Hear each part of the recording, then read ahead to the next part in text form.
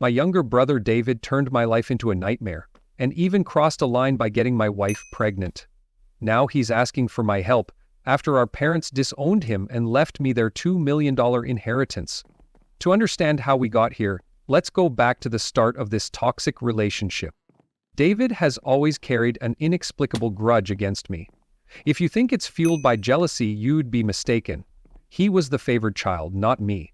Our mother spoiled him endlessly, cooking his meals, doing his laundry, and even asking me to help with his schoolwork. Meanwhile, I was left to fend for myself. Despite this, I dutifully stepped up to assist him because that's what family does. But when I needed help, David was never there. He only came to me when he wanted something. I was an introverted, independent kid who loved studying, while David was loud, rough, and a mirror image of our dad. I also tend to be direct and honest, traits that likely contributed to my mom's negative perception of me. Her blatant favoritism made David the golden child, and while it bothered me, I tolerated it. Things took a darker turn when David began bullying me. He mocked my height, called me Four Eyes, and invaded my privacy by sneaking into my room to read my diary. Worse, he'd run to our mom, tattling about what I'd written. When I confronted him, our parents dismissed my complaints as overreactions. David's pranks often turned cruel. He once almost broke my glasses, and another time placed small stones in my cereal, which I luckily noticed before biting down. Mom brushed these incidents off, claiming, "That's just how brothers bond." His bullying escalated further. At school, where I was already being picked on, David sided with my tormentors. He called me names like loser and hairy monkey, and even encouraged my bullies to hit me. One particularly awful time, during a trivial argument, David told me to kill myself. That comment hit me hard, especially since I was battling mental health challenges at the time. Though I'm in a better place now, hearing my brother say such a thing was devastating. Her mom never stepped in to help and even scolded me, saying I was the one provoking him. One incident stands out. David tried to set my hair on fire during a fight. Shockingly, my mom defended him, brushing it off as playful behavior. Thankfully, my dad intervened, finally recognizing the severity of David's behavior. Dad threatened to call the police on him, which left David utterly shocked. He'd never faced consequences before. Later that night, my dad sat me down for a talk. He admitted he had been hoping for years that David would grow out of his behavior, but now realized his son was a full-blown bully. This validation from my father was overwhelming. I broke down and revealed everything I had endured, including the bullying at school. He was horrified at what I had been silently enduring. The next day, Dad spoke to my school principal, ensuring the bullies would face severe consequences if they didn't back off. That evening, he also enrolled me in MMA classes at a local gym, telling me it was time to stand up for myself. While I wasn't a typical fighter, I threw myself into training, balancing workouts with my studies. Over time, the MMA training transformed me both mentally and physically. The first real test of my newfound strength came when David stole my pocket money. I had been saving for weeks, and he snuck into my room to take it. Catching him as he was about to leave with his friends, I demanded my money back. He laughed, mocking me and taunting that all I could do was cry to Dad. But something snapped in me. Without thinking, I punched him square in the face. David fell backward, completely stunned as I retrieved my money from his pocket. I tossed him aside and he burst into tears, a sight I found more ridiculous than satisfying. For once, the tables had turned. After punching David to retrieve my stolen money, my mother rushed in, demanding to know what had happened. When she learned I had hit him, she was shocked and scolded me, insisting I should set a better example for my younger brother. David, of course, enjoyed seeing me reprimanded. She even went so far as to complain to my father, insisting that my behavior needed to be addressed. Dad, however, wasn't quick to take sides. He asked both of us to explain ourselves. I told him how David had stolen the money I'd worked so hard to save. David tried to justify his actions, claiming he needed it for a date, and that, as his brother, I should have willingly helped him. But Dad didn't buy it. He told David that he was lucky I only punched him, because anyone else would have called the police. Dad made it clear that taking something without permission was wrong, no matter the reason. David wasn't used to being held accountable and threw a tantrum, hoping Mom would intervene on his behalf. But Dad stood firm. Realizing he wasn't going to get the reaction he wanted, David screamed that he hated me and stormed off to his room, slamming the door and locking himself inside. After that day, David began to distance himself from me. It seemed he finally understood that I wasn't going to tolerate his bullying anymore, and that even Dad wouldn't support his antics. For the first time in years, I felt like we were equals. While he stopped physically confronting me, he turned to verbal jabs whenever our parents weren't around. His insults stung, but at least I didn't have to deal with his violence anymore. As he got older, David's behavior became even more hostile. He was angrier, more short-tempered, and avoided direct communication with me whenever possible. If I asked him a question, he'd mutter something rude like "nerd" or "loser" under his breath before walking away. If he needed to convey something to me, he'd go through our mom instead of speaking to me directly. When I asked her why he couldn't just talk to me, she would tell me to be more understanding. I wasn't sure if this was just a phase of adolescence or genuine hatred, but it wore me down over time. I begged my mom several times to help mediate a conversation so we could work through our issues, but she always refused. "I don't want to get involved," she'd say dismissively. When I pressed her for insight into why David treated me this way, she would brush it off like it wasn't worth discussing. Her lack of intervention left me feeling helpless. Eventually, I earned a scholarship to my dream university. My dad threw a small party to celebrate, and even my mom seemed proud of my achievement. David, on the other hand, barely acknowledged my success. When the day came for me to leave, I felt a bittersweet mixture of excitement for my future and relief to finally escape the toxicity of my home life. University was a breath of fresh air. I made new friends, enjoyed my classes, and started to build a life free from the oppressive environment I had grown up in. Without the constant fear of David's insults, I felt an incredible sense of peace and freedom. During my second year, I met Karen at a party through a mutual friend. We hit it off instantly. Karen's charm and warmth drew me in, and before long we were inseparable. Karen came from a religious background, so when we found out she was pregnant during our final year, we decided to marry right after graduation. Our wedding was a modest but joyful celebration with both our families in attendance. At the time, I genuinely believed Karen was the love of my life. I had always envisioned a monogamous relationship, and she seemed like the perfect partner. Despite attention from other women over the years, I never entertained the idea of being unfaithful. Karen was all I wanted. But that ideal was shattered when I uncovered her infidelities. I learned she had an intermittent affair with a married coworker that lasted several years, and had also briefly reconnected with an ex-boyfriend during a visit to her family. Looking back, some might say I was naive, and I can't entirely disagree. Each time I discovered her betrayals, we separated for a while, but I always chose to forgive her. I didn't want to raise our child in a broken home, and clung to the hope that we could move past these mistakes. I tried to rationalize her actions, chalking them up to youthful recklessness and poor judgment. For a time, things did seem to improve. However, the trust between us was never fully restored. Though I made every effort to move forward, doubts lingered and the scars of her betrayals remained. If I was going to forgive her, I knew I had to commit to rebuilding our relationship, but deep down, I struggled to let go of the hurt. 4 years had passed since Karen's second betrayal, and I was confident I'd made the right choice in giving her another chance. She seemed like a changed person, and we were genuinely happy, planning for the future of our little family. But 3 months ago, my life crumbled yet again when she confessed to a long-term affair, and suggested that our son might not even be mine. Her words hit me like a freight train, leaving me overwhelmed by shock, disbelief, and heartbreak. My mind struggled to process the weight of her revelation. In a haze, I managed to ask why she'd kept such a monumental secret, and how she could bring herself to inflict this level of devastation.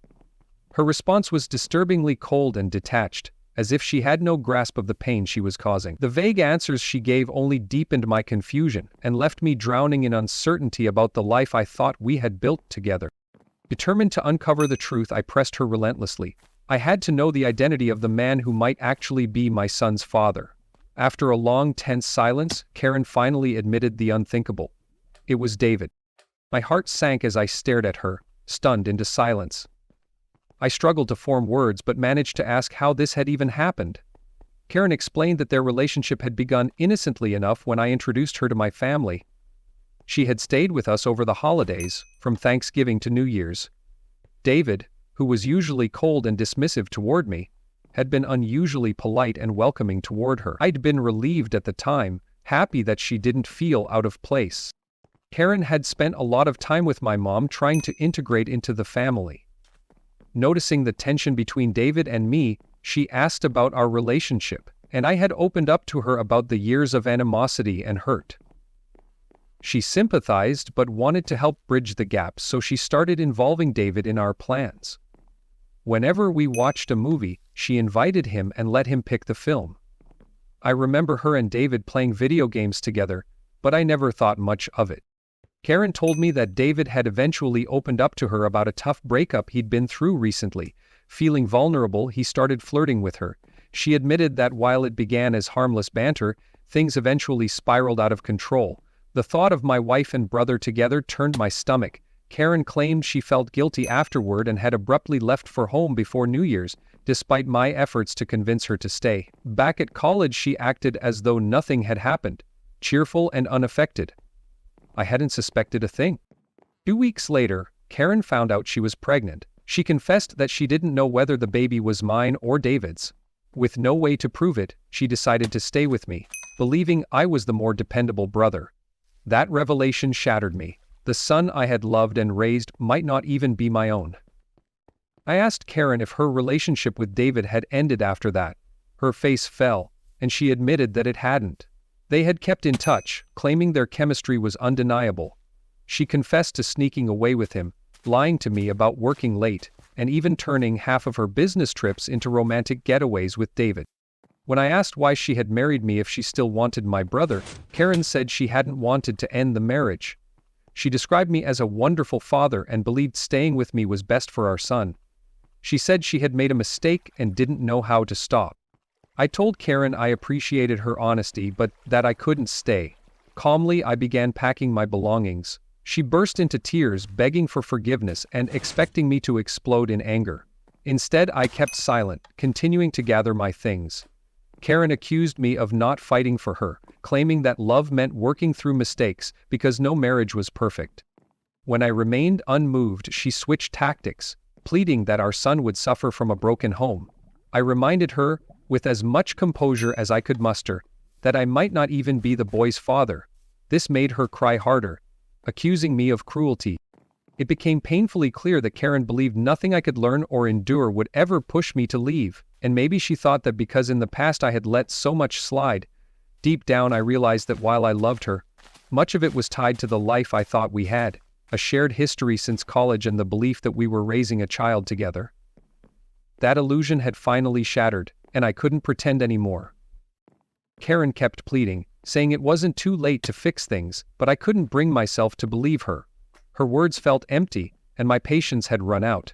Trust was irreparably broken, and even if I somehow forgave her, I could never erase the fact that she had betrayed me with my own brother.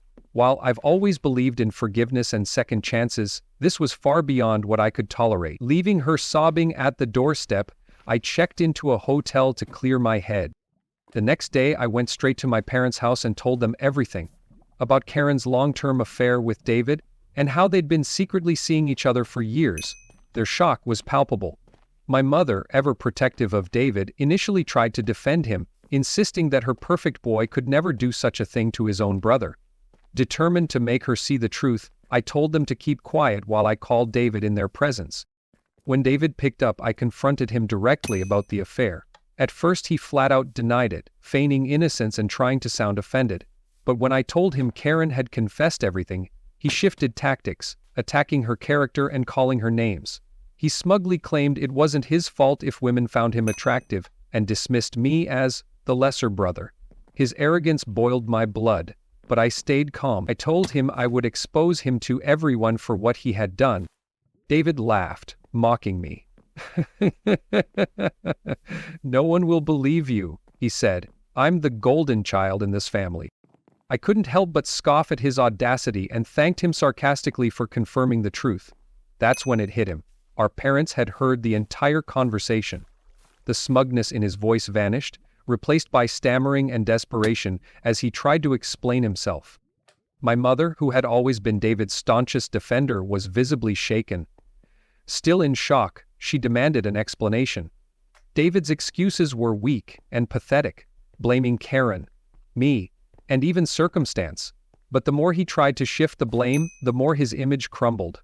For the first time, my mother's disappointment in him was unmistakable, her usual protective stance giving way to anger and shame. In that moment, I felt a strange sense of justice. After years of enduring his torment, it was David's turn to be held accountable. His carefully crafted facade of being the favored son was crumbling before everyone's eyes. Finally, my father, who rarely showed much emotion, couldn't stay silent. He took the phone from me, his voice heavy with disappointment as he addressed David.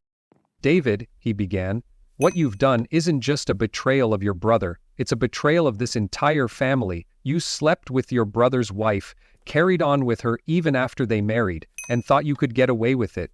Your actions have destroyed the trust we had in you. I raised you to value loyalty, decency, and respect, but today you've shown none of those qualities. Your selfishness and lack of respect for your brother's marriage are unacceptable. This isn't just about him. You've torn this family apart with your behavior.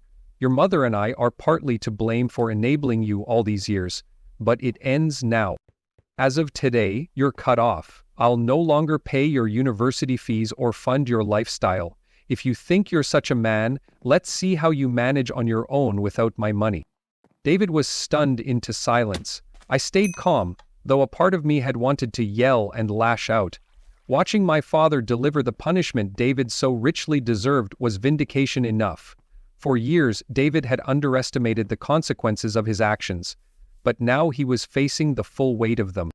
Even as David tried to plead his case, my father ended the call abruptly, shutting down his attempts to shift the blame further. My mother, torn between her instinct to defend David and the reality of his betrayal, approached me. To my surprise, she hugged me tightly, a moment of connection we hadn't shared in years.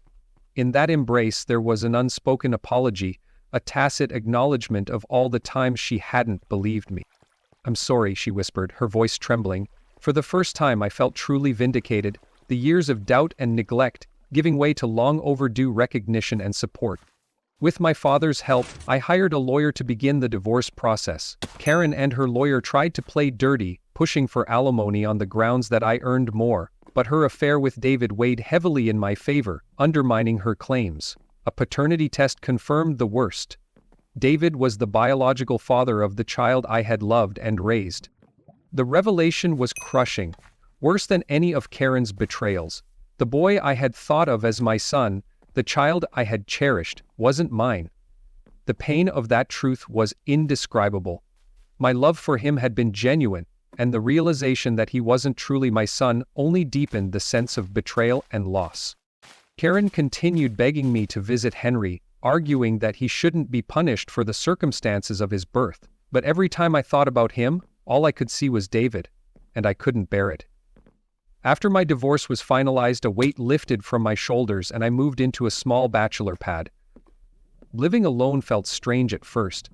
I'd been married so young that I never had the chance to experience independence, but my naturally self-reliant nature helped me adjust quickly, and I found myself enjoying the freedom. 2 weeks ago, my dad called with unexpected news. He was considering changing his will. He didn't want to leave anything to David. My dad is a man of strong principles, and once he decided to cut David out of his life, there was no turning back. David had tried to reach out to our parents, even showing up at their doorstep begging for forgiveness, but they refused to let him in.